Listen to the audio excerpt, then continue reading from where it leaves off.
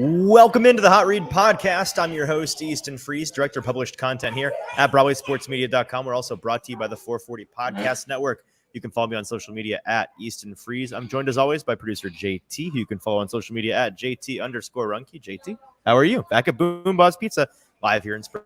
Yeah, excited. Happy Thursday to us, Friday when this goes live on our recording, and it is officially our long-awaited rivalry week once again. So I'm excited to be here talking this Bengals and Titans matchup.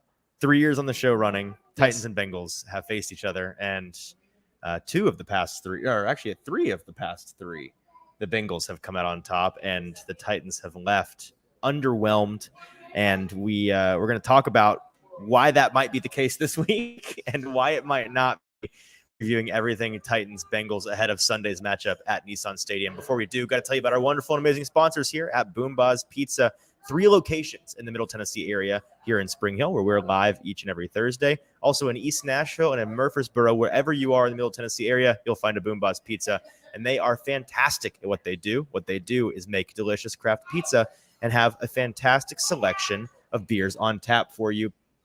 We have not had anything to drink yet today, but I know that once we are done here, we'll be heading to the bar to watch Thursday Night Football. Packers, Lions. Should be a much more engaging episode of Thursday Night Football as compared to what we saw last week with the Giants and the Niners. I'm actually looking forward to this game. I think it'll be a telling game. I think it should be a pretty tight game.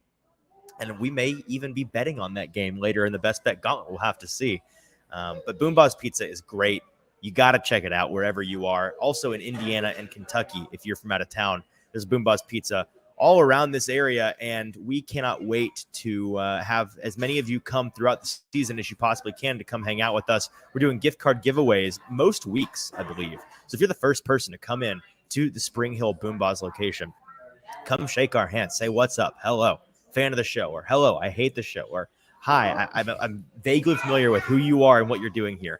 We'll be happy to provide you with a gift card. You can have free food and drinks. I mean, I shouldn't have to sell that much more than that, JT. No, not at all. Get in your car, travel to BOOMBOZZ Pizza in Spring Hill, and get free food and watch Thursday Night Football on one of the 347 TVs in this restaurant. So that is something that you should do.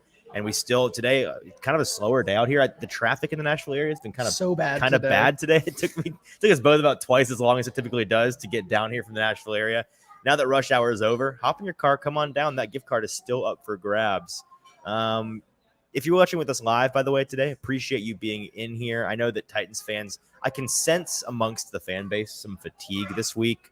I can sense there's a lot of folks losing interest in wanting to talk about week 3, wanting to look forward to what this team can do this week and through the rest of the season. And I know that there's a lot of reason for folks to not be as jazzed about this team as they were 3 weeks ago.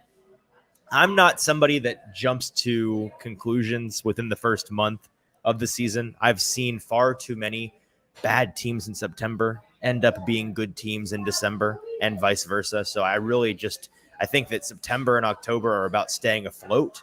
And as long as the Titans can do that, that is the bar. You can't be 1-5. No team in NFL history has gone 1-5 through the first 6 games and made the playoffs. So you got to stay afloat. They need to win at least 1, probably 2 or 3 more games before they get to their bye in week 7. But assuming they do that, I'm not super worried about this team. I'm less looking for wins and more looking to see positive momentum week after week. And obviously last week was a big setback in that department. But I do want to talk about the differences between that Browns team and this Bengals team. And so let's dive into that, JT. Some stats and info ahead of this game that I want to lay out for folks. It's kind of shocking to see how few yards of total offense this Titans team has through 3 games. Just 720. I believe the league leaders, the Miami Dolphins, have something in the 18 or 1900 yard category. It's something way up there. It's certainly we'll do that when you score 70 points. It's hard to not have many yards of offense when you score 70 points in a game. Yeah. But despite the Titans only having 720 yards total offense this season, you go and you look at where the Bengals are sitting, and they are just 13 yards better, 733 total yards of offense for them. This is, I think, pretty easily, in my opinion, the worst version of the Bengals the Titans have seen in the past. This will be their fourth meeting. I think that this is the worst version of Joe Burrow. It's certainly worse than he was the past 2 years. I'd say even worse than the rookie version that they saw 3 years ago. That game, as in his rookie season, was kind of his coming out game, kind of his, here's Joe Burrow, look at what he can do when given time to operate. He can slice and dice you up. And that was something where it's kind of the case with a lot of Titans games. Yeah. Like with Deshaun last week, it's like a welcome back to the league. Deshaun may have been fixed by the Titans defense. That was kind of what the Bengals and Joe Burrow did 3 years ago. I think that was a better version of Joe Burrow than we're seeing right now. And that's only because of his injury situation. Had that calf pop very early on in August, I believe, very towards the beginning of training camp. The first week. Yeah. Okay. So I'm right about it being early. And then he takes all of training camp off with rest, comes back for week 1 and 2. He looks fine, tweaks it at the end of that week 2 game.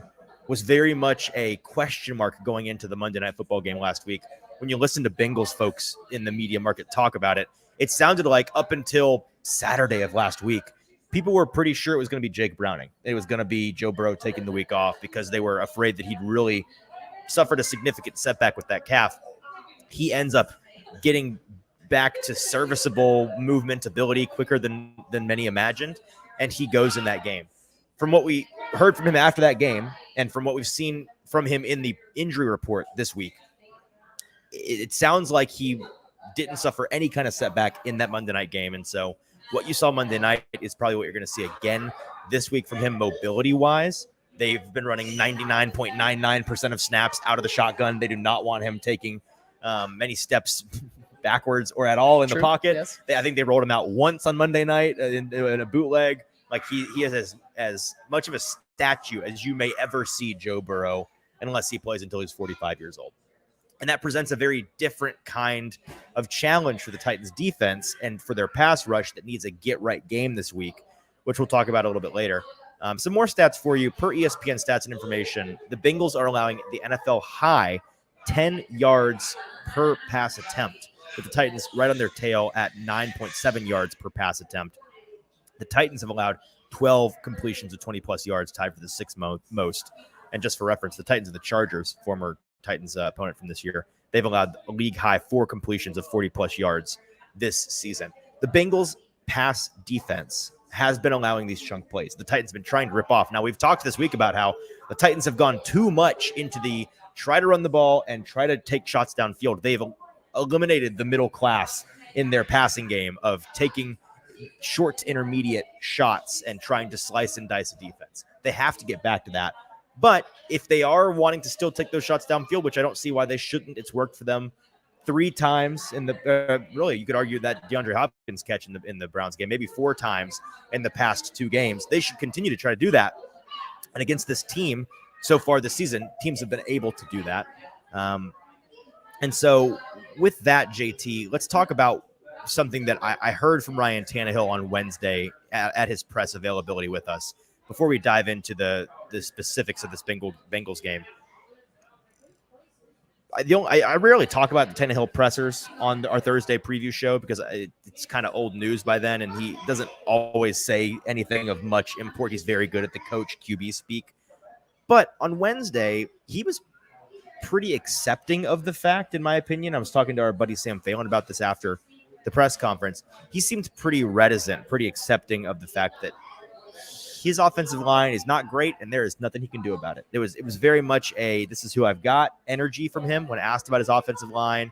You know, he was asked about what he feels he can do to motivate his offensive line, help his offensive line get, you know. And in the past, when he's had that kind of question, it's been a lot of, you know, those guys are battling up there. They are winning some, they're losing some. That wasn't really the vibe on Wednesday. It was kind of like, you know, I have to make do with what I've got from him, which is surprising and honest and accurate because we know his offensive line right now is doing him no favors. The age-old adage that I've continued to think about this week, and I think it rings very true with this Titans team. It rang very true with last year's Titans team. You just can't have 2 bad tackles. And you can talk till the cows come home about how you've got to slide protection the way of Andre Dillard. Well, if you do that, then you're taking away protection from Chris Hubbard, and he's not good enough to be left on an island. Back and forth, you got to chip on these plays. When you're in the red zone, you can't let Myles Garrett come clean around the corner. We can talk about the specifics like that all day long. At the end of the day, it's just impossible offensively in the modern NFL to get away with having 2 bad tackles. You have to have at least one guy who you can trust with some kind of regularity, some kind of certainty to leave on an island on key plays against some of the better pass rushers in the NFL, and for him not to get schooled. The Titans just don't really have that right now with the level that these guys are playing at. And there's a video from today's press conferences with offensive coordinator Tim Kelly that I wanted to play. He was asked about if last week the Cleveland pass rush and the success they were having against the Titans offensive line was a big limiter in his ability to call plays in that game. The variety with which he wanted to play call, maybe the game plan that he came into the game having to scrap some of that. How much of the offensive line lack of success for the Titans impacted his play calling ability? And he keyed in on how no matter how the offensive line plays, no matter how the defensive line they're facing plays, if they are getting themselves into second and third and long, whether that is taking sacks, whether it is blown assignments on the offensive line, whether it is pre-snap penalties, which we've talked about earlier this season, they just can't do that and be efficient and effective. Let's listen to what he had to say.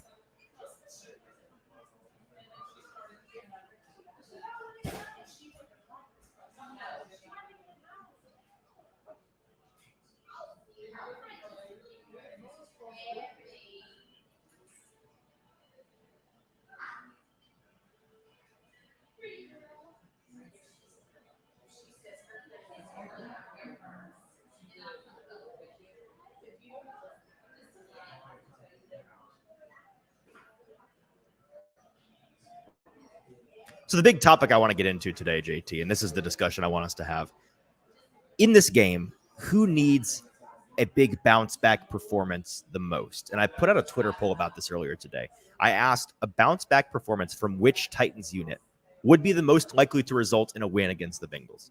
And the 3 units that I offered as options were the offensive line, the cornerbacks, or the secondary, and the defensive line and the Titans pass rush.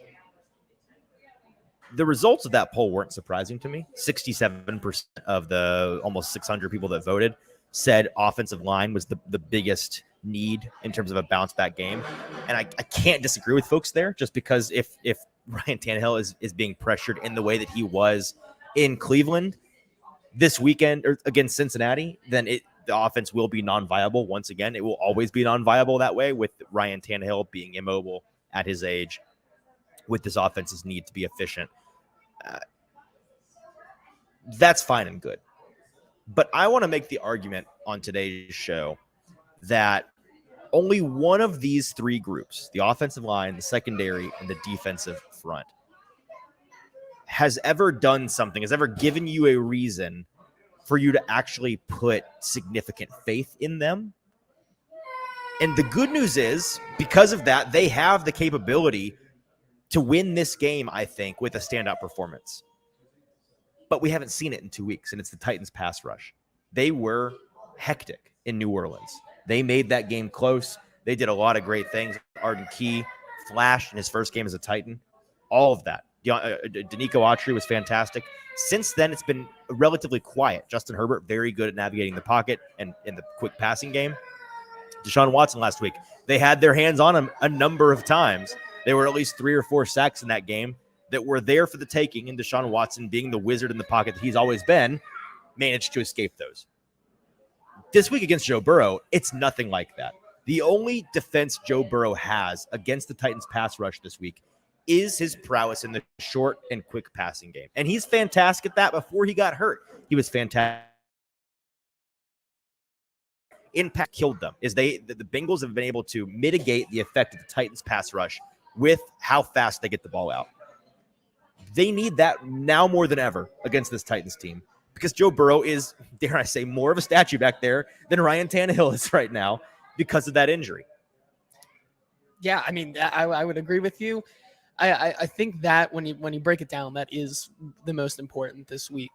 I also think that, to your point, I think a bounce back week from the secondary as well. I think that would be my pick of it. So I think we have Titans fans who obviously think the offensive line needs to get better. You were making does all three of these? I mean, like No, it's not like you should only hope for one bounce back. Choose All one, three yeah, of these yeah. groups should be better, need to be better. But like the Titans offensive line, certainly they think that against this this Bengals defensive line, which is sneaky like one of the top groups in the league, and then I don't think they're talked about just because of the name factor isn't really there for a lot of those guys. Sure. The offensive line does have a really big challenge ahead. I think the biggest challenge, though, that we cannot continue to overlook is the secondary matchup that guys like Christian Fulton and Sean Murphy-Bunting and the entire group they're going to have in this like three-headed monster of Jamar Chase, T. Higgins, and Tyler Boyd. Sure. I mean, listen, I'm actually relatively confident in the abilities of Roger McCreary and Sean Murphy-Bunting to be just fine.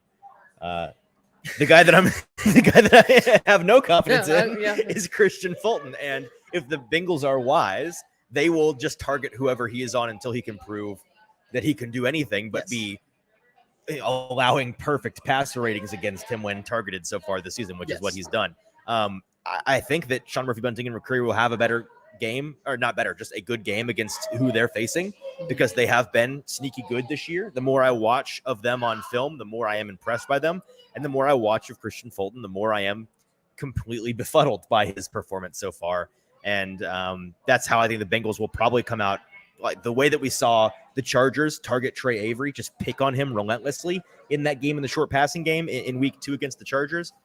It would not surprise me at all to see them do that pretty exclusively against Trey Avery when he's out there, but against Christian Fulton, who's going to be out there for most of the snaps. Now, maybe you get a short leash Xavier Newman-Johnson situation and I don't think either of us are anticipating the Titans giving Christian Fulton the hook soon. But I think we also both agree that they should, if it continues to be this bad. Maybe they surprise us. Maybe they do. But assuming they don't, he's out there and they're letting him battle and try to figure it out, the Bengals are probably going to pick on him with that short passing game. Some stats on that short passing game real quick, and then I want to hear your thoughts. Next Gen Stats says that the Bengals' average air yards per attempt through 3 games this season is just 2 yards. So it truly is dump-off city for a guy that's desperately trying not to get hit or have to navigate the pocket back there. In the pass protection game, the Bengals have a rookie left guard in Cordell Volson, who we covered in the spring. Last week against Aaron Donald in primetime, he put up a very genuinely impressive 0.0 pass blocking grade according to PFF. That'll happen against Aaron Donald, but 0 points, like, if you told me he had a 32.7, I'd be like, yeah, it's, that's Aaron Donald. What are you going to do? He's a rookie. 0.0 literally never did anything positive. Yes. It was truly every snap he was getting cooked. Jeffrey Simmons is a step down from Aaron Donald, but how big of one? I don't know. And I think Cordell Volson versus Jeffrey Simmons will be a maybe deciding factor in this game. I was going to say not even just Simmons, but a Jeff Simmons who kind of is angry at the world because of events that we can lightly just say happened, and but this is a dude that is looking to bounce back. He's been pissed off for greatness this week. Yes, for sure. He talked to us in the media. We can't say this part. He's been very adamant about how we've just got to find a way to win. Yes, this guy is desperate and hungry for a win. And I think that while the player, Aaron Donald and Jeffrey Simmons are maybe not talent-wise there, I think the emotional part of this game, especially for Jeff Simmons to get this defensive line back on track, puts him pretty close. And he's had a pretty quiet 2 games in a row now. And not that he's been bad on tape. You can actually see the box score scouting of Jeffrey Simmons through the past 2 games doesn't tell the full picture. He's actually been quite good. But he's not been affecting the quarterback at, when it comes down to brass tacks, he's not been getting home. Yes. And so that's something that I think that he'll look to do this week. A number of guys up front. I mean, like we saw with Danico Autry, fantastic in week 1. He's been nursing a bit of an injury recently, but not been super effective since then. Harold Landry has not, we've not been expecting much from him coming off of the ACL, but he's not done a whole lot of anything. And, Who else? Who am I missing here? Autry. Autry, and then I've named 3 guys. Yeah, there's another one. The other guy that's next to Autry in the middle there. Oh, Tier Tart. Tier That's what I'm thinking of. Tier Tier Tart. Yeah. I'm totally spaced out. Tier Tart has had a relatively quiet couple games. Yes. So in the middle, Tier Tart could also be somebody that keys in on Cordell Volson, makes his life hell. He's been pretty fantastic. All of that being said, and Arden Key. Arden Key had a very fantastic week 1, and then since then has been pretty quiet. He actually said, Arden, in the locker room this week, talked about how Joe Burrow is the best he thinks that the Titans have seen so far at getting the ball out quickly. And he feels like they have to make sure they get their hands up to knock the ball down at the offensive line because they may truly not have time to get home. 1.5, 2 seconds to get home. It's just you're not gonna get after the quarterback that way if they're getting it out that quickly. But the good news is you're not getting it downfield. You don't have these. There are no long developing plays. I saw it. I wish I'd written it down. On Monday Night Football, they threw up a stat mid-game about how the Bengals had hit on like 3 of their 15 or 16 attempts downfield, and they had a very low mid to long developing play rate. And so that's something that I don't expect to change with this Titans team because, again, Joe Burrow just does not have the ability to buy time, and they do not want him getting dirty back there. Do we want to talk more about the general offensive line versus defensive line battle, or can we dive into – I have a couple of guys in particular, 3 guys highlighted that I want to dive into as needing a big bounce back, and I want to talk about whether we think that they can or not. Yeah, I think the last point on that is to Arden's point. Like, this Bengals team so far has seen a very different look from past seasons. This Bengals team is kind of moved in a direction, whether it was planned or not, because of Joe Burrow's injury, that we're not seeing like Jamar Chase absolutely feast downfield like he has in the past. Like he's not this explosive guy because they have to get the ball out really, really quickly. And so that's what they've been doing. They have really just dumped it off to Jamar Chase and like Tyler Boyd and a lot of these guys to have him make plays yards after the catch. And I'm curious to see how they use Chase because I was reminded earlier today. I was surprised that I went this long in the week without realizing this. Last year, a big talking point going into the Bengals-Titans game was that Jamar Chase was not going to play, that Joe Mixon was not going to play. It was going to need to be a T. Higgins step-up-for-us game. It was going to need to be a Samaje Perine step-up-for-us game. To their credit, both of those guys went off. They were fantastic. As you mentioned earlier in the year, Samaje Perine maybe has been the most successful running back the Titans have faced in the past, 17 consecutive games. He's not there, but Joe Mixon's back. Jamar Chase is back. They've been fine. I mean, Joe Mixon had I think his best game of the year last week. Jamar Chase has been limited, but I want to say he did catch 11 balls. So he did, but his effectiveness has been limited based on what we expect, simply because they're not able to let him develop. His downfield threat ability has been limited by the situation. and I do question back to that point where they are just not finding success down the field. I have to maybe point out that it could also be because T. Higgins currently has the butteriest hands of all time right now. I mean, he's had at least 8 targets in all 3 games, and he has a 36% catch rate right now with that. So it's not like they're not trying to throw the ball downfield. It's just they are. Just T. Higgins can't catch the ball right now, and so that is something I'm also with these wide receivers I'm looking to see possibly change this week. All right, 3 guys that I want to dive into specifically this week, what we need to see from them. But before we get into that, if you are not subscribed to our YouTube channel at Broadway Sports Media on YouTube, we would love for you to subscribe. We see the metrics. There's a lot of you that watch and you aren't subscribed. I know that that's an accident on your part. We know you don't mean it. Just go hit that subscribe button. It is, in fact, free for you, which is the awesome part, and it helps us out tremendously. So do us a personal favor. Subscribe at Broadway Sports Media on YouTube. We're trying to get that subscriber count up if you enjoy the show. Even if you just listen to the podcast version, you're never even on YouTube. Just do us a favor. Again, it's free. It takes you 10 seconds. Go open your YouTube app, search Broadway Sports Media, hit subscribe. Appreciate you for doing that. The 3 guys that need a big week this week. And it's 2 guys from the groups we just talked about, and then 1 in the receiving core. And I'll give you 3 guesses as to who that might be, and 2 of them don't count. Let's start with the guy who has been the worst player on the starting lineup for the Titans, and we've talked about relentlessly, but I want to talk about just once more briefly. Andre Dillard, Titans left tackle. I before we dive into the specifics on him, because he is going to play in this game, he's, in my opinion, going to be the Titans starting left tackle for the foreseeable future. I have no faith in them making a move, and certainly not anytime soon. That being said, I, and you to an extent, this show has been a big proponent of giving Peter Skoronski a chance on the outside at the tackle position in the NFL since April, since we were in Indianapolis talking about this at a table set up just like this with our buddy Nick Suss from the Tennessean. We had an entire episode we called The Great Tackle Debate, where we discussed Paris Johnson Jr. and Peter Skoronski as potential NFL tackles. I think that he deserves a shot.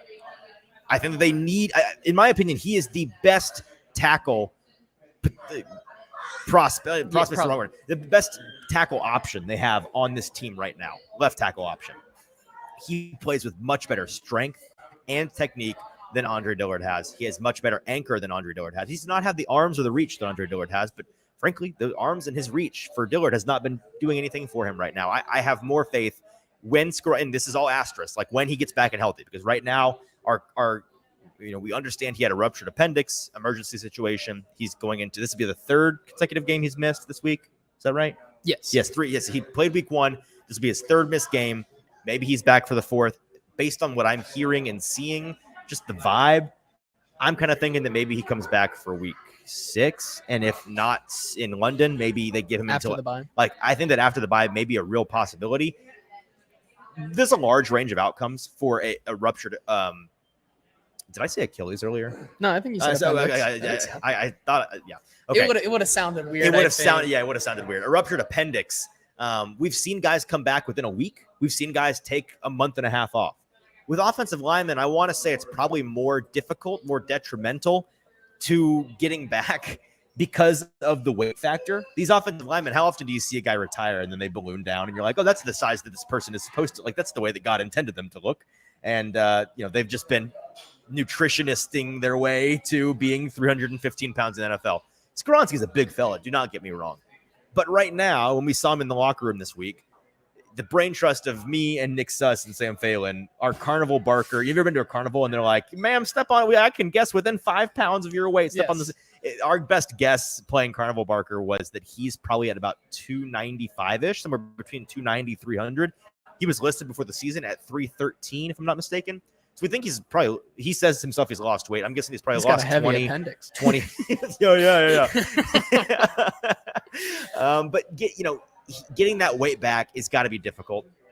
In addition to just getting back, you lose some conditioning. You're stagnant for a couple of weeks. You got to get back up. You've only played one NFL game. A lot of people say you got to play yourself into shape sometimes in the NFL. He's not had that opportunity. So all of those factors come together to me to say, don't be surprised if he's not back before after the bye and in week 8. So back to Dillard. Now that I've made it clear once again, I feel like every show I have to put out there, they should try Skoronski at left tackle. They can't right now, but when he comes back, I'm going to be arguing every week that they should. With Dillard, who they're going to rock and roll with right now, and I don't think they're going to put Radens out there. Maybe if you have a 3-sack half from you come out and Dillard allows 3 sacks against the Bengals by halftime. Which I think is Bengals, possible. It is on. It's on the table. And with Dillard, Trey Hendrickson, it is on the table. With Dillard, it doesn't seem like it's up and down. It really, the first drive matters the most for him. He is such a player that is, it's so pivotal for him to get off on a good foot in the games, because for whatever reason, it's just hard for him to rebound, Well, to that point, and I have this written down in my notes about Dillard. I talked to you earlier this week that I was reminded about a conversation that I and friend of the show, Teron Davenport over at ESPN had early on. I went and found the text conversation. It was August 5th. We were talking about this during the beginning portions of training camp. Andre Dillard has all of the talent to be fine. He's lacking in play strength, like I said. He's got some flexibility issues when he's trying to operate downfield as a run blocker or trying to deal with a particularly bendy pass rusher. But he's an above-average athlete. He's got really light feet. There's a reason why he was a first-round prospect in the NFL draft. The big issue with him, according to what Teron and I came to a conclusion on, just kind of reading the tea leaves, talking to him a number of times. From what I've heard, I heard Greg Cosell of NFL Films parrot this week. I've heard a number of coaches and former scouts talk about this. This is hi, how are you? We are live here at BOOMBOZZ. He's somebody that lacks some mental competitiveness. And I kind of hesitate to say that because I don't know the guy like a coach would know him. I don't know the guy like a friend would know him. So I'm not trying to besmirch him in any way. But from what I've heard from a number of sources and a number of people that know this league better than me, know this game better than me, know him better than me, it sounds like he's just not the most mentally tough guy, which, first of all, does not fit on a Mike Vrabel team. But also, when you're playing the tackle position, mental toughness is so important because it's such an up and down position. You can come out and in the first series, it's a 3 and out on your shoulders in particular because you allowed a massive third down sack. It's all your fault. You've got to bounce back from that. You've got to have the mental toughness to put that behind you. It's kind of like the best golfers will tell you, you got to play hole to hole. You have a terrible hole, you've got to forget about it. You have a great hole, you've got to forget about it. With the tackle, of all the line positions on either side of the ball, you can swing a game more than anybody else. And so you've got to have a goldfish memory, and he just doesn't seem to have that. He's such a streaky player. The way that he approaches the game, his body language, his mentality, after we talked to him after good practices in training camp. We talked to him after bad practices in training camp, juxtaposing those two attitudes from him. He just doesn't seem between the ears to be a very strong mental player. That's a huge issue for this team. And for him, because he's off to such a bad start, one would think it's difficult for him to come back and climb out of that hole. And we've not seen anything from him really through 3 games to indicate he has that fight, that dog to come back. So I don't think it's going to be great. I think Trey Hendrickson, the pass rusher for the Bengals, who, like you mentioned earlier, does not get the name recognition, does not get the play that he deserves. I think a big part of that is because I was listening to some Bengals media this week. He's not a very good run defender. Like people, I saw one person in Bengals media, I think it's Joe Goodberry, talk about how they sometimes refer to him as blackout Trey. Like he just goes blackout mode, see ball, hit ball, run, get after the quarterback. And the Bengals don't really care because he's such a good pass rusher, like fine, whatever. But teams historically have had some success running at him. And because of that, I think that you might see some more of the running game trying to be established by the Titans team this week. But yeah, I think Dillard's going to struggle against him as a pass rusher. I don't know. Ultimately, these other 2 guys we're going to talk about, I have things to tell you to be like, here's reason for hope. Here's reason to believe that they can bounce back. With Dillard, my reasoning behind him is I have reason to think he might not be able to bounce back. I'd be happy for him to prove me wrong, for him to have a good game. Watching the coaches this week at the Titans facility during practice, they're coaching him up hard.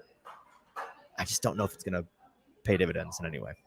Yeah, I mean, and I agree, and I don't think we will know. I think this, like you said, this is the kind of current situation that the Titans are in. That I don't think they move past him right now. Like don't have what's the options? We've discussed this. There's not really great options. But like you said, if this continues, just to bring it full circle, like with MPF back and maybe with Skoronski coming back after the bye, if that is how long it takes him, like I think maybe then you start to see maybe a change.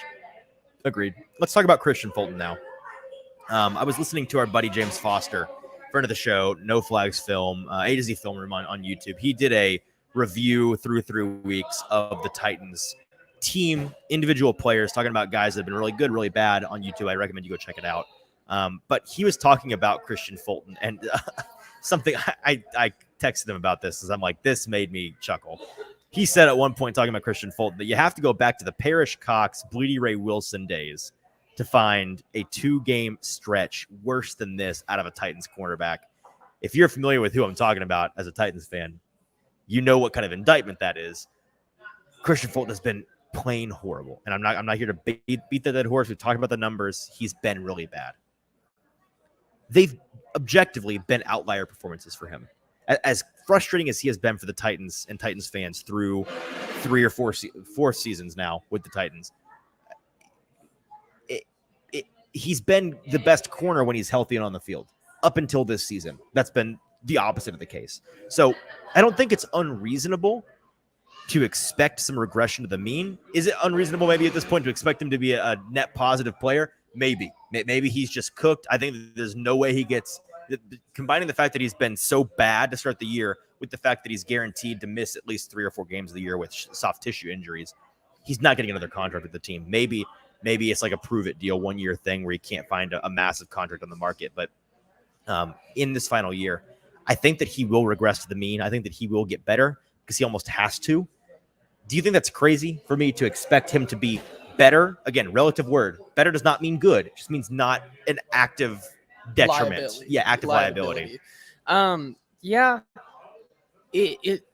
And I did watch that video as well. It was a good video. I recommend highly. James, what he's doing over there. James knows what he's talking about. He knows what he's talking about.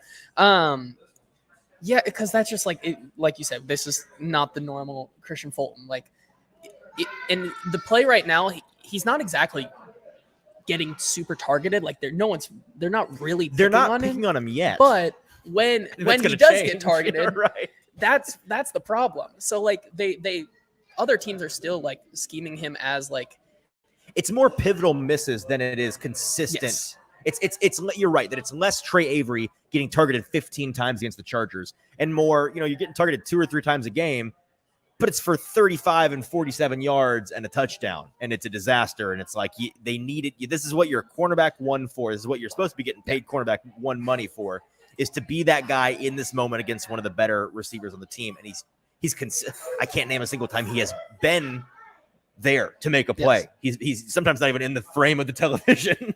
Any more thoughts on Fulton before we move on? I was just gonna say if there is one day or one game where he would be able to bounce back, it's got to be this week with probably his biggest challenge that he's faced so far in this wide receiver core. Mm-hmm. And to that point, like you were saying, if the mean of Christian Fulton maybe regresses to more where, okay, they are starting to pick on him a little bit. He is losing some of these battles, but he eliminates the big play ability. I think that's a good start for him.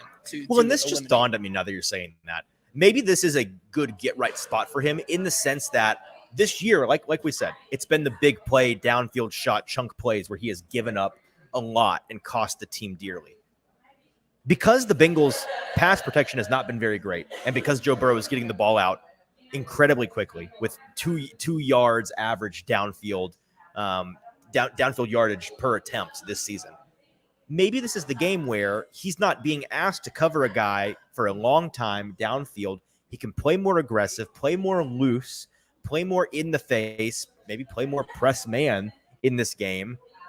And it's a get-right spot for him in the sense that it's maybe it's a more difficult assignment based on the players he's guarding, but it's an easier assignment in the sense that he's being asked to cover for 2.5 seconds on short in-breaking routes, not long developing plays downfield. It wouldn't shock me if maybe that's what you see from this game. And it's like we're talking on Sunday, even win or lose. Talking about like, great, at least Christian Fulton had a better game. He allowed two catches on 6 attempts for 27 yards and no touchdowns. Like maybe we're seeing Christian Fulton figure it out. Will that be maybe a little bit misleading if that's the case and the numbers for downfield passing and time to throw aren't changed for the Bengals? Yes, I would argue that it will be because we didn't see him address his actual issue this season.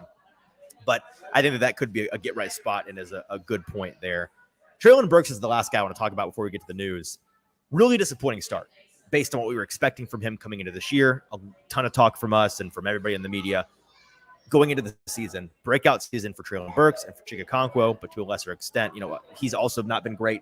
But again, Treylon Burks is the X factor here that you need to be great. I also think that Treylon has been actively worse than Chig has. Chig in a couple of spots has, made some concentration drops and not been as consistent as he should be in blocking. With Treylon, he's got the one big catch in the Chargers game, and then beyond that, you can name more big drops from him than you can even intermediate successes. So with Burks, I was thinking today, what has he proven to us as a receiver this year? Because if you're a wide receiver one, you're not a one-trick pony, right? You're not a Jalen Hyatt. Not to hit Jalen Hyatt with strays, but like that's the first one that comes to mind for any of our Tennessee fans. You're somebody that is able to be a yak monster and a contested catch winner, or you're an elite route runner and a separator. With Burks, of these 5 categories, he's really only proven one thing, and is that he can be a vertical threat. And that's really based on that one catch. But I'd say that one big catch is proof enough to me. He's capable of doing that. based on actual plays from him this season on the field on Sundays during a regulation game and not in practices, he has not proven to be a great separator. In fact, he's had pretty poor separation numbers based on what we expect from him. Although you could argue he's a big body receiver. It's not really supposed to be his game. As a prospect, that wasn't really his game. Okay, fine. Doesn't have to be a big separator. How about as an elite route runner? Not really, which wasn't really his game coming out of college. Kind of that DK Metcalf mold of not a great route runner, coming out really raw in that respect. Just in year 2, he's missed a lot of practice and game reps due to injury. Maybe that stunted his growth. But still, not an elite separator, not an elite route runner. Okay, well, what about what he was built as? Well, he was built as a yak monster. That's been probably the most disappointing element in his game that we've not seen this year from him. Yards after catch, man, are supposed to be his bag. That's supposed to be money for Treylon Burks. Huge, 6'3", 225, big-bodied guy, capable of breaking tackles. And it seems like at times this year he's been playing with his shoestrings tied.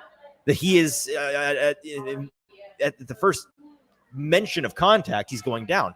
Now, I remember a lot last year, early in the season, we're like, man, this must be a yak guy. What's going on? He's not running through guys. And then by the back half of the year, in that Bengals game, in that Green Bay game, in that Philadelphia game before his concussion, he started to show, okay, maybe it was just a mental thing. He's playing stronger. He's playing more confident. We're seeing him break some tackles. This season, he's off to a start like he had last year. We were saying, what's going on?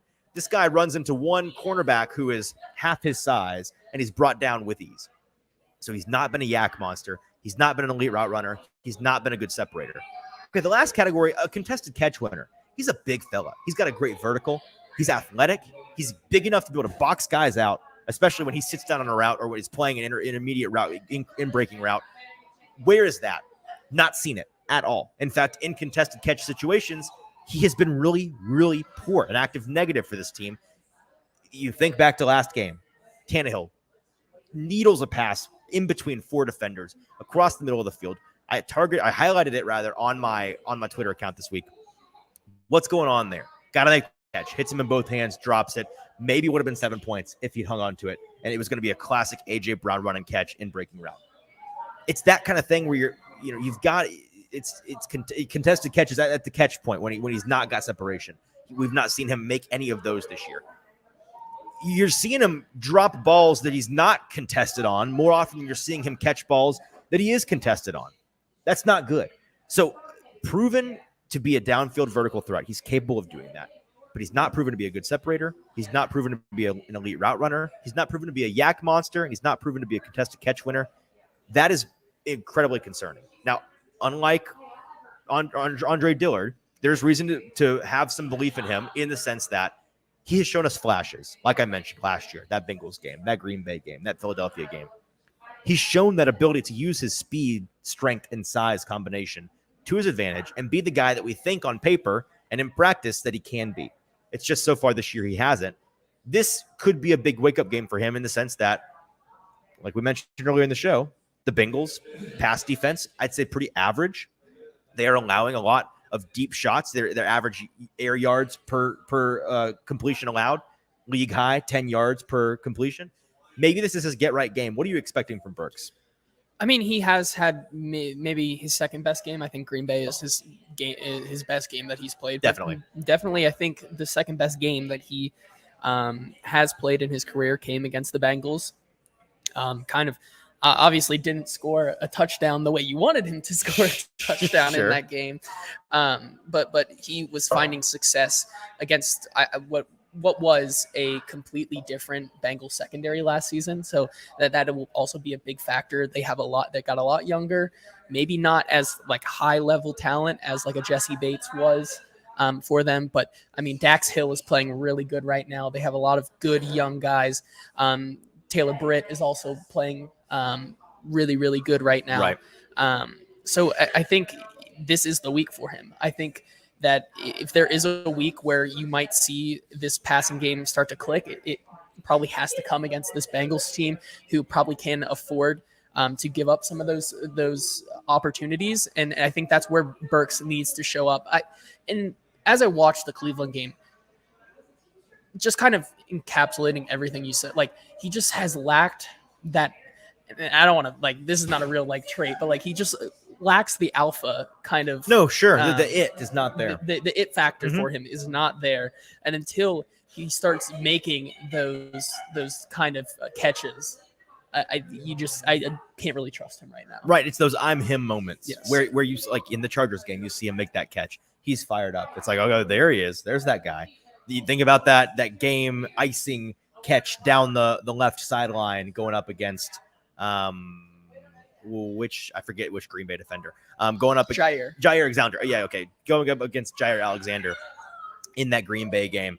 Contested catch that ices the game, gives him the too small. Like, it's those moments that the catch where he gets concussed, gets absolutely laid out in that Philadelphia game for a touchdown, but hangs onto the ball and makes the catch anyways in traffic. It's those moments that we're lacking from him. They don't have to be that big.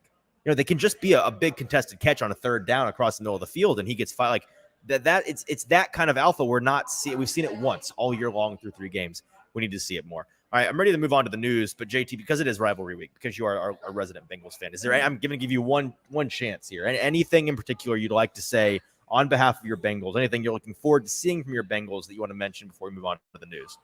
I mean, I think we covered a lot of it. I think the biggest thing is kind of like you said, that like we just touched on, that secondary. How are they going to play against this which I think is probably one of the better wide receiver cores that they've played this season. They played the Rams, which have some emerging stars in Puka Nacua and Tutu Atwell. The best wide receiver in the league. Yeah. And then they've also played the Ravens, who have a developing star, but no real veteran. Like, I guess you could say they've played against Amari Cooper, but no real veteran like a DeAndre Hopkins. Yep. And to your point, circling all the way back, you talked about how the Titans have kind of gone away with attacking the middle of the field. And I think that's where the Titans can win this game, is by having a standout DeAndre Hopkins performance where you do attack that middle of the field and find success. All right, let's move on to the news with producer JT. We start with the injury report as always. JT, what do we got? Yeah, so let's talk about the guys who did not practice today on Thursday, starting with linebacker Luke Gifford, who is dealing with a hamstring injury. Defensive back Elijah Molden also dealing with a hamstring injury. And then Peter Skoronski also not practicing still with an abdomen as it is labeled. And then some other guys who did not practice. Treylon Burks did not practice after practicing limitedly in Wednesdays. He's dealing with a knee injury. He had a big wrap. A lot of people are calling it a serious wrap today, but it was very noticeable today that he had that on. And then Derrick Henry also not practicing today for rest. Which of those guys are you most concerned with not being able to go this week? So let's go through all of them. Skoronski, of course, nothing to mention there. He's going to be out for the foreseeable future. Molden is concerning to me. It's first of all, I got to preface this. Another week, another Titans Thursday injury report. The Friday report is what tells the tale. Thursdays are the day that they give the most guys rest. The most guys get off. Derrick Henry practicing yesterday. He's off today for rest and still nursing a little bit with that toe. Yesterday, DeAndre Hopkins practices full with that nagging ankle today. Limited with that ankle, which to me I don't believe he tweaked it. That reads to me as they're load managing it. The reporters that were on site today, which I was not a part of, they said that he was not out there early on during position drills. So because he's limited, it sounds like he came out for the actual practice, the install of that. And I think you're going to see a lot of that this year.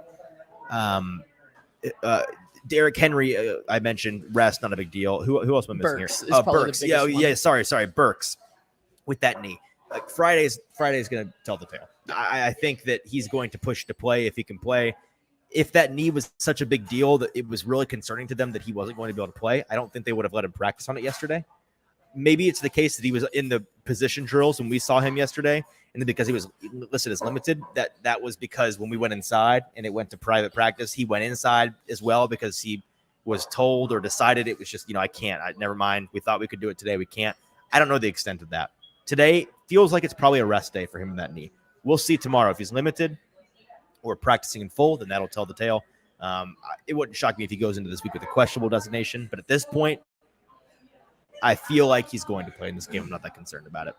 Yeah, then we can talk about some other guys here who were limited today. Like you said, DeAndre Hopkins limited. Danico Autry also limited. And then who else? T.R. Tart is also limited this week. Tart's been limited all year. Not really concerned about that. Hopkins, not concerned. Autry with that groin I believe he was in the same boat last week, and then he played. So nothing really. The guys that most concern me here are Molden with the hamstring, not practicing through two games or two practices rather. Yes. He's the one that has the most potentially out possibility here for me. And someone, Kenneth brings up asking, is it the same knee that he suffered the injury, at least for Burks? Is it the same knee or a different one? Do you know? I don't know for a fact. Thinking in my head about it, seeing it yesterday in person, I want to say that it was, but I'm not sure. Now, whether it is the same knee or not, I couldn't tell you for sure whether or not it's still that LCL issue or something new. I'd guess it's probably just a flare-up of that same thing. I'll get confirmation on that and tweet about it, Kenneth. That's a good question. But I feel like if it was a different knee, we would have heard from folks that were there today talking about how it was a different knee. Yeah, and then we can move on to the Cincinnati Bengals side, which Charlie Jones, who has kind of been a pleasant surprise for the Bengals so far this season, has not practiced all week. Tight end Irv Smith also not practicing yet this week with a hamstring, although their practice squad elevation, I don't know his first name, but Hudson is his last name, was actually very, very productive in his first game there. And then Joe Burrow. The Doc Hudson? I wish. Sure. I wish. And then Joe Burrow fully participating today without a sleeve on his calf. So looks like he becomes more and more. His strength grows every single day. Who was the Bengals receiver last year that low key cooked the team? Was like a really low on the depth chart. You know what I'm talking about? Trent Taylor. Or Trenton Irwin. No, Trenton Irwin. Irwin, big white guy, right? Yes. Yeah. Trenton Irwin is the guy who came to mind when I watched Charlie Jones earlier this season. Thinking about like Charlie Jones, maybe this year's Trenton Irwin against the Titans. And him not being in there, like, I don't think it's a huge deal because they have three much better receivers than him. But part of me is like, maybe Trey Avery gets some reprieve here and Charlie Jones does not eat his lunch. And with Burrow, the calf, I'll be very interested, full participant. Is that him just standing around all day and truly not moving? You can participate if you're just going to pocket passer all day long. I'm not, certainly I don't think either of us thinks that he's magically going to be much better.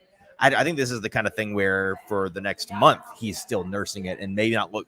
If he's lucky, he suffers no setbacks and is back to his full strength in 4 or 5 weeks. So I don't think it's that big a deal that he's practicing full. No reason to believe that he's going to suddenly be this mobile savant like DeAndre Hopkins. Deshaun Watson was last week. He's still going to be a statue back there. Yeah, we can move on now to talking about someone who really has gone unnoticed, probably for the better, though, this season. Well, he got a lot of play last week. Plenty of practice on that. He did get a lot of practice, but that is the Titans punter, Ryan Stonehouse, who continues to be a stud this season. And the proof is in the pudding by his statistics. His 74-yard punt in week 3 tied for a career long and is the longest in the league this season. Since the beginning of 2022, he leads the league in 70-plus yard punts with 4 of them and also leads the league in 60-plus yard punts in that period with 25 of those. Continues to be a hidden gem from his draft class. And is continuing to produce for the Titans. I mean, just like every franchise has a position where they're just never in doubt. Titans and punters, never in doubt. Dude's a stud. I hope that this year he continues to play great and get the recognition when award season comes around that he deserves. Yeah, we can move on now to another quick little stat here. The Titans are on a league best 8-game win streak. Here's your biggest vibes reason to believe that this Titans team is going to turn it around here. They are 10-2 overall in the past 3 seasons with a winning percentage of .833. So Mike Vrabel is very good in October. Well, I saw our buddy Braden Gall on a football show earlier today trying to start Mike Tober. If Mike continues to win this October, 4 seasons in a row, it's just an October machine. Maybe Mike Tober needs to become a thing. You got Mike Tober, you got D. Henber, you got Henuary. I knew there was a January one. Henuary. We are collecting months and memes for this Titans team, but there's, I think a lot of Titans fans right now are expecting Mike Vrabel to go like 1-3 in October. Actually the bye's in there, so 1-2, 0-3. He's going to need to win some of these games. Yes. Let's put the number. If he wins 2 of 3 in October, then we'll rock and roll with Mike Tober. Yeah, I'm with that. Okay. Moving on to the other guy on the special teams here, in Nick Folk, who has the longest active field goal streak in another the league. Position the Titans just never in doubt. Field goal kicker.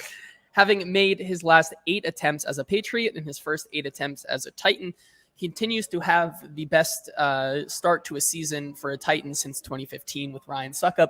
So continues to be automatic for him. It's hilarious to me that they send this out in the media this week, because I'm pretty confident that this is going to be a classic media jinx of him as kicker. Yes. The fact that we all blasted out everybody in the media pool talking about how, he hasn't missed in 16. Okay, well, he's going to have a 33-yard attempt to take a lead for the Titans. Here's my prediction for this week. Okay, Titans offense comes out with fire in their gut, Arizona Cardinals style. Yes. They march down the field and have the first week on the season, really, where their opening drive, they have some real momentum. They get down, they get stopped in the red zone. Fine, no big deal. Promising first drive, 34, 35-yard chip shot for Nick Folk, and then the media jinx misses, and then everybody in the stadium just turns white. It's like, here we go. It's gonna be one of those. We can move on now to talk a little bit more stats here, not sacks. NFL teams have allowed a sack only 6.1% of their touchdown drives this season. In related news, the Titans have allowed a sack on 36% of their drives. I ran the numbers, checks out. Turns out the Titans have been sacked a lot and have scored very few touchdowns. Yes. So that checks out.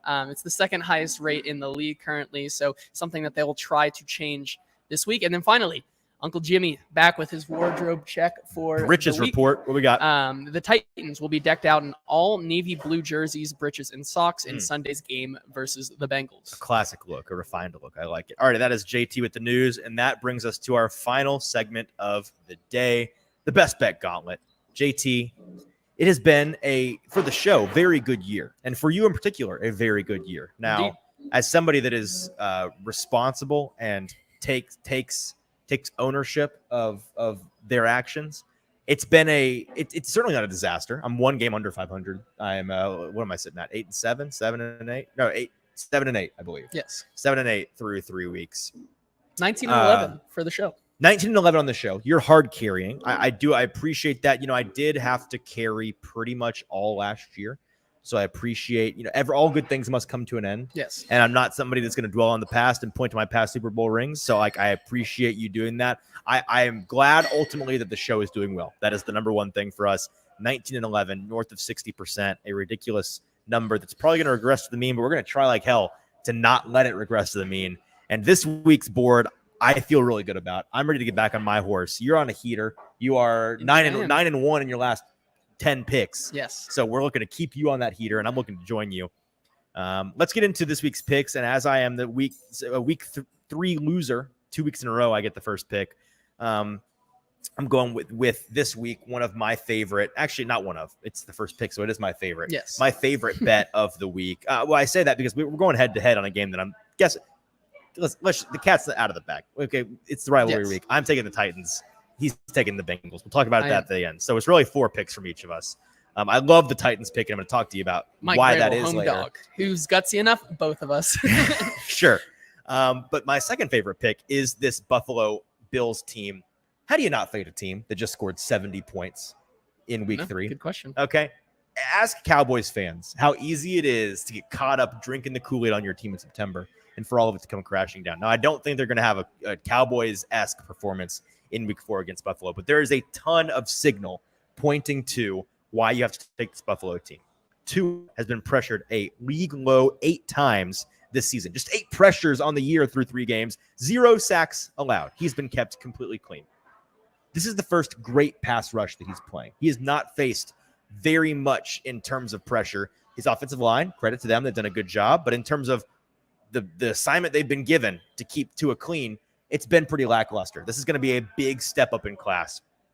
I trust Sean McDermott, head coach of the Bills, I trust him against Tua. I think that the divisional familiarity comes into play here. I looked this up. Tua has a 59 quarterback ranking against the Bills, career long, and this line has not moved. That's another thing that is interesting to me. It's been Buffalo -2.5 all week long. Part of me thought that it would come, Miami money would come in. The pros in Vegas would start to give this more of a pick'em line. It's not. It's still Buffalo as almost a field goal favorite. I kind of think that it would have moved if Vegas and the pros felt that Miami was truly this cannot be stopped juggernaut team. Some other numbers for you. Teams that manage 6+ yards per play, averaging 6 or more yards per play through 3 games, are 35, 56, and 1, which is 38% in their fourth game historically. It's time to come back down to earth for this Miami offense. And Miami is just, you go back and you look at what they've done this year. Yes, the offense has been fantastic, but they've dominated two bad defenses in Denver and LA. Okay, Sam Howell hung 32 points on the Denver defense.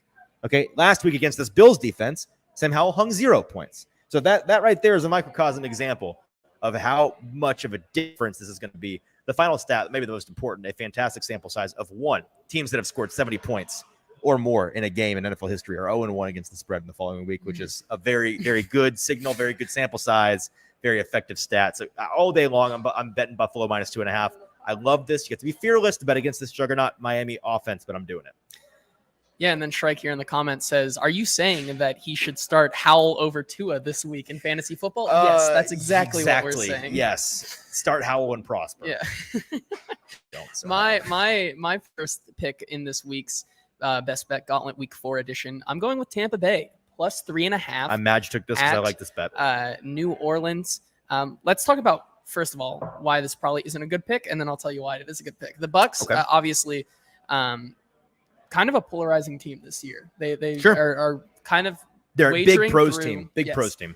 Through expectations. But the Bucks had the longest against the spread road losing streak in the NFL entering the season, which was 6 games in a row. And then they covered and won on the road in Minnesota in week 1. Tampa is 6-12 against the spread on the road since the start of 2021. It's the second worst mark in the NFL, just ahead of the Bears. However, this is not something that's super scaring me this week because obviously Jameis Winston is looking to get the start over Derek Carr since he's injured.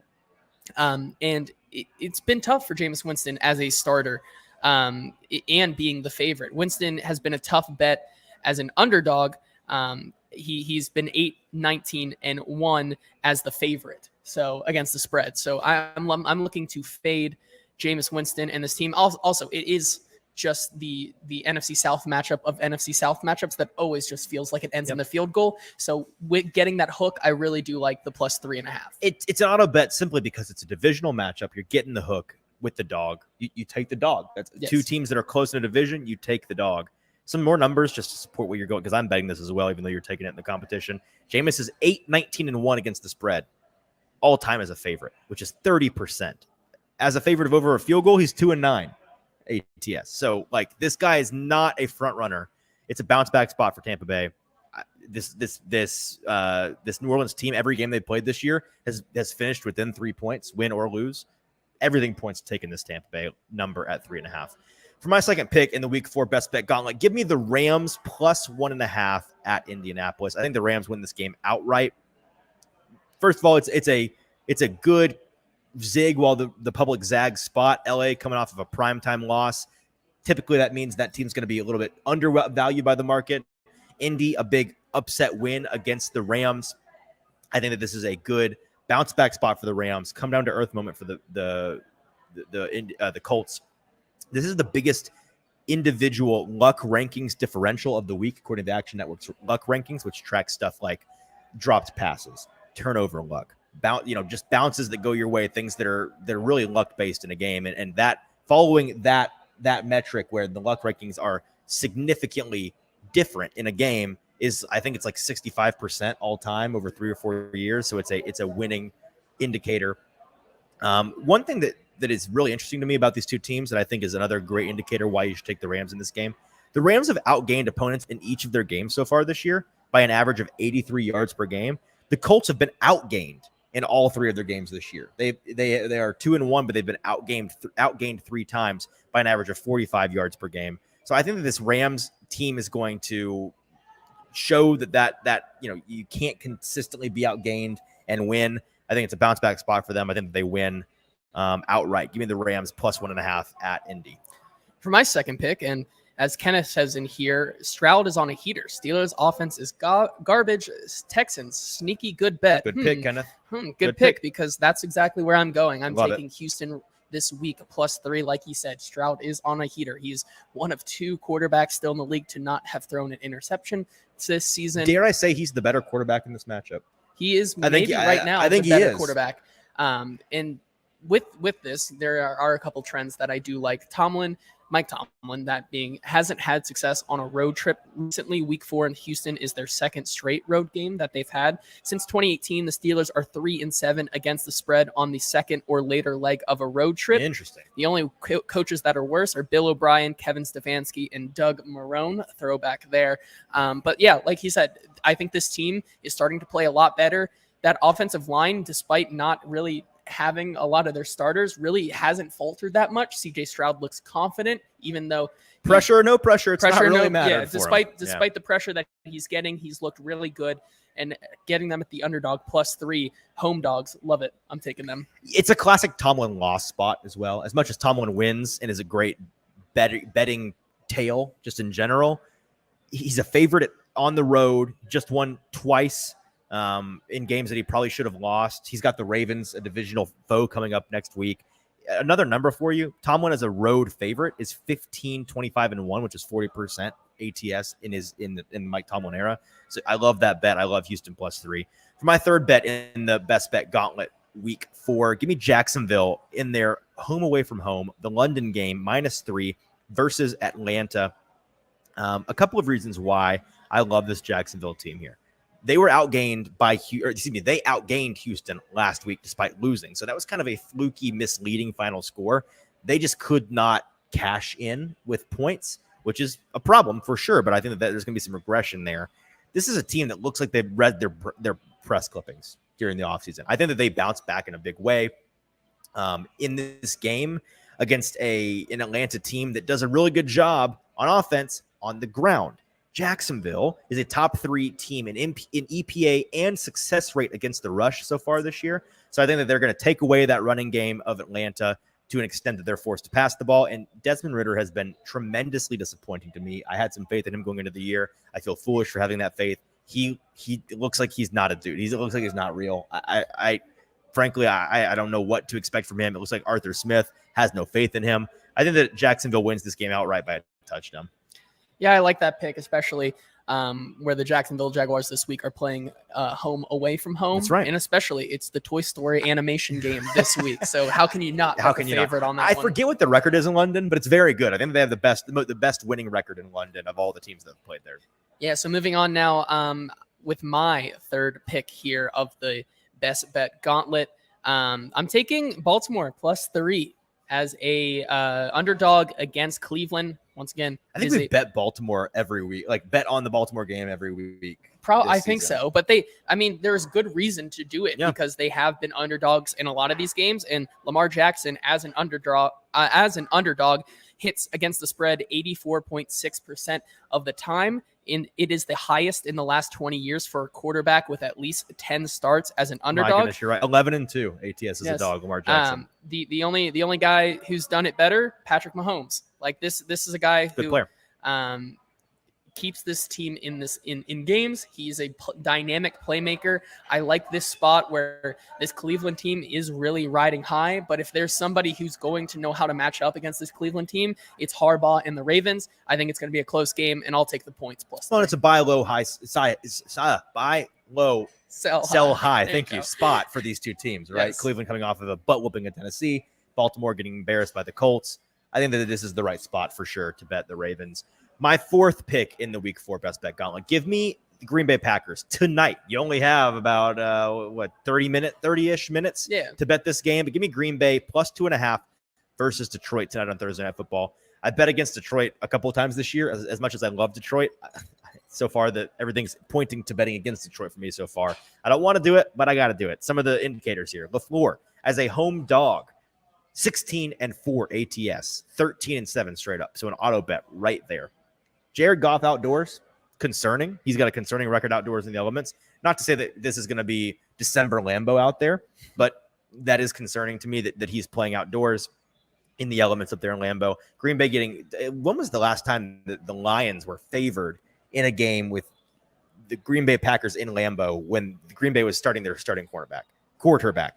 I bet it's been like 20 years. I saw this stat was out here. I saw this stat. I think it was on Pat McAfee actually today. So I'll have to go and look at It's been a long time, I'm sure. It's been a very long time. Yeah, Green Bay getting but- some key players back as well. Christian Watson coming back. Christian Watson and Aaron Jones will be in this game. David Bakhtiari actually went on IR earlier today, so not going to have him. Wasn't expecting him anyways. So, like having those two guys back is big for the offense. Give me Green Bay to win by a field goal. I think that they're going to win outright, but I think they'll win by probably it'll be close. It's a divisional game. I'll give them win by a field goal, but Green Bay to cover plus 2.5 versus Detroit. Yeah, with my next pick here before we get into our matchup of the week, I'm taking, and this is one I don't love it, but it's just like I was looking at the board. There was a couple other ones. It's scary. You got to trust the process. I do have to. You did tell me to trust the process when I came to you with this one, but I'm taking the Jets plus 9.5. If I can get it to double digits, that's even You're better. You're going to get the 10. And by Sunday, the public's going to think it's an auto bet. You're going to get the 10. There's no way. So wait for the 10 is the message here. Wait for the 10. And here's why. Just one fact that I really do like about this game. Mahomes as a double-digit favorite, if it does in fact get there, he's 22-2 straight up. So he wins the games. He wins the games. However, he is not very good at covering. 10-13-1 against the spread. This Jets offense is not good with Zach Wilson. However, this Jets defense is still one of the better defenses in the league. Very good defense. I'm expecting after the pomp and circumstance of the Taylor Swift game where they absolutely rout the Chicago Bears. I'm expecting them to come back down to earth, despite the report saying Taylor Swift will be there at MetLife this week. Hilarious that her exposure to football starts with playing the Bears, playing the Jets. It's all downhill from here. I would agree. I would agree. It's going to be less. That's too many points for my blood. For my blood there. Two reasons that I like this bet that I had written down in case you didn't take this. I have heard from two different pro bettors, and I'm not in the pro betting space enough to know who this group is, but these pro bettors have said it this week. There's a very smart and respected professional group that is coming in very, very heavily on this Jets position. The Pentaveret of betting. Genuinely, these professional groups that come in, they hit like 5 to 7 teams really hard each year, and they win 90% of those bets. When they hit them hard, they know something. These big groups, this big group in particular, is hitting this Jets team big in this spot, and that's usually a signal to bet. Another thing is, this is the most according to Action Network, it's the most public side of the week by a huge margin, betting on this Kansas City team. People are seeing this as an auto bet, free money. They think they're gonna beat the Jets just as badly as they beat the Bears. Maybe they will, but odds are that they won't. How often do you see Vegas take a bath like this? Last I checked, just 16% of the bets were on this Jets side. Meaning if the Jets don't cover, Vegas is going to take a bath. They always manage to make their money, right? How often do you see them just get killed? Not very. So I'm gonna roll with Vegas knows something. This professional group knows something. I'll be betting that along with you. All right, let's get to our last bets here. I'm taking Tennessee plus 2.5. You're taking Cincinnati minus 2.5. Is that the best number you got? Did you get a better number?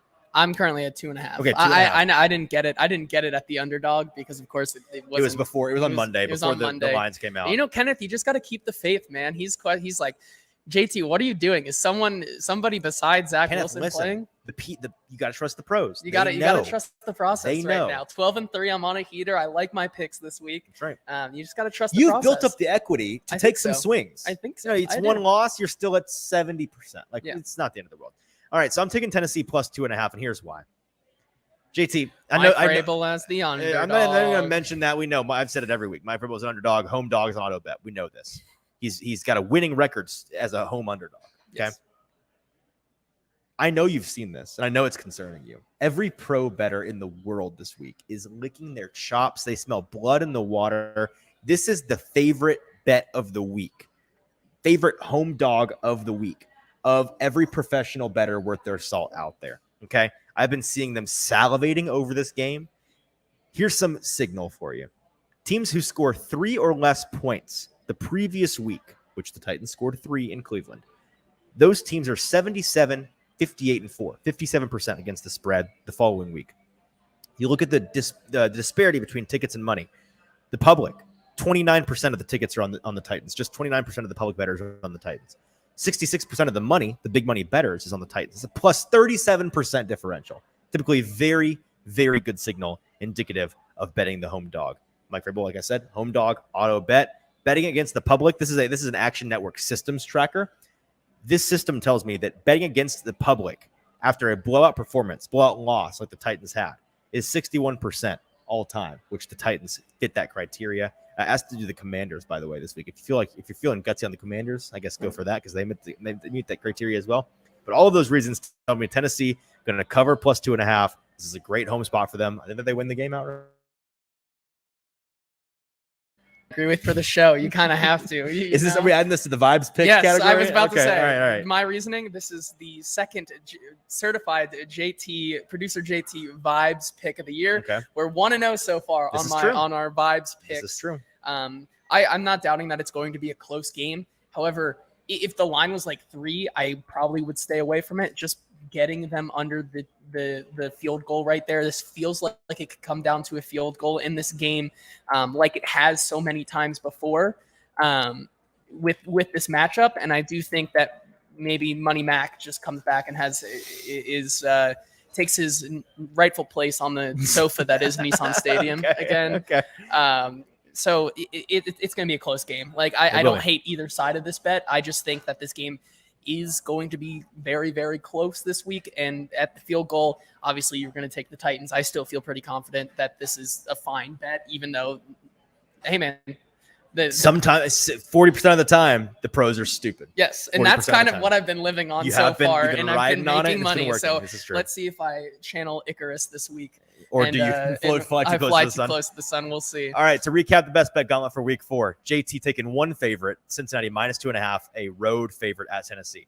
It's 4 dogs. The Jets plus 9.5. Wait for that 10 versus Kansas City. Baltimore plus 3 at Cleveland. Houston plus 3 versus the Pittsburgh Steelers. And Tampa Bay plus 3.5 getting the hook at New Orleans. I'm taking 2 favorites. Give me Jacksonville minus 3. They're home away from home in London against Atlanta. Buffalo minus 2.5 versus Miami. And then 3 dogs. Tennessee plus 2.5 as a home dog against Cincinnati. Green Bay plus 2.5 as a home dog against Detroit. And the Rams, a road dog of 1.5 at the Indianapolis Colts. That is our best bet gauntlet, and that is our show. And one more bet. I think because we do have some people in the comments who are going to be very mad if we don't do this, and I do think it's kind of funny to do.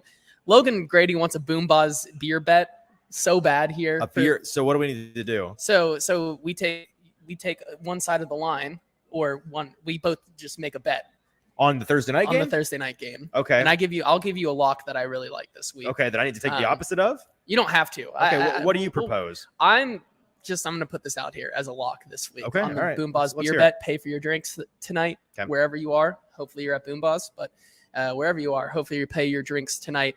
With this one, I'm taking Luke Musgrave over 35.5 yards, receiving yards, and I'm also taking the over in targets at 3.5 right now. This Detroit team has given up the 3rd most yards to tight ends this season. Luke Musgrave, despite Christian Watson coming back, has been targeted a lot in this offense. He's getting a good connection with Jordan Love. I like that bet tonight. So 35.5 yards for Musgrave. I have put 0 effort or thought into this, and I'll just for the love of the game, I'll take the under. Why not? I'll take the under. We'll see who has to buy somebody a beer tonight. That's our BOOMBOZZ beer bet. We'll prepare for that better next week. Thank you for reminding us on that, Logan. All right, now we're done. Appreciate everybody being with us. We ran a little bit long today, but that's how it goes here at BOOMBOZZ. Cannot wait to pack up and head over to the bar, grab that drink, and watch this Thursday night football game. Should be a good one. Make sure you're subscribed at our Broadway Sports Media YouTube page. Like we said, Broadway Sports Media on YouTube. Hit that subscribe button. It's free. Helps us out a lot. Consider it a personal favor if you do that for us. Make sure you're following us on social media at Hot Read Pod, on Twitter, on TikTok, on Instagram. Great show content going up there more and more as the season rolls along. Until Monday, Sunday evening live, when we are recapping Titans Bengals, whatever the result may be. We will talk to you then. Make sure to come tune in with us live to either celebrate breaking the Bengals curse or panic that the Titans are dropping to 1-3. We'll be there usually in the around halftime of Sunday Night Football for folks that are wondering. Sunday Night Football halftime, come tune in, talk Titans with us. Until then, for producer JT, I'm your host, Easton Freeze. This has been the Hot Read Podcast. We'll talk to you next week.